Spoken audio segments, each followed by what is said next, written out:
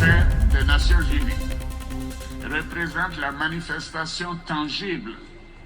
de notre action collective au service de la paix dans les pays victimes de conflits. La Côte d'Ivoire, qui a abrité l'une des plus importantes opérations de maintien de la paix des Nations Unies en Afrique, mesure à sa juste valeur le sacrifice consenti par les pays contributeurs de troupes afin de permettre le retour de la paix et de faciliter la reconstruction post-conflit. C'est fort du succès de l'opération des Nations Unies en Côte d'Ivoire, qui s'appelait l'ONUCI, et de notre foi aux valeurs de la Charte des Nations Unies, que mon pays a décidé de participer activement aux opérations de maintien, aux opérations de paix des Nations Unies, comme je l'ai déclaré devant le Conseil de sécurité en décembre 2018. Je me réjouis à cet égard de la participation de la Côte d'Ivoire à la mission multidimensionnelle intégrée des Nations Unies pour la stabilisation au Mali, la MINUSMA, et à la mission des Nations Unies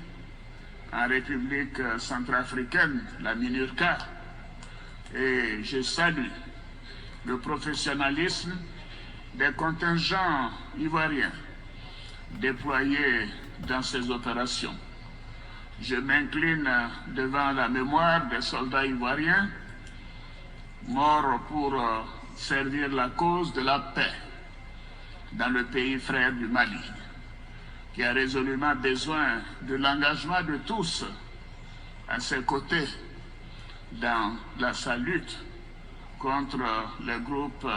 terroristes armés. Malheureusement, dans ce contexte de lutte contre le terrorisme, 46 soldats ivoiriens déployés en qualité de 8e détachement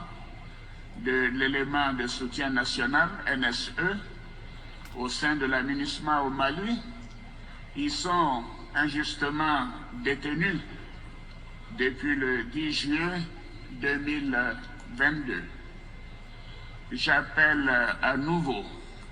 à leur libération sans délai. Mon pays encourage les autorités maliennes à concentrer leurs efforts sur la lutte contre le terrorisme et à mettre en œuvre de façon résolue les différentes étapes du chronogramme de la transition, ainsi que les réformes politiques et institutionnelles en vue des élections présidentielles prévues en février 2024 pour le bien-être du peuple malien. Monsieur le Président, Excellences, Mesdames et Messieurs, le terrorisme continue de représenter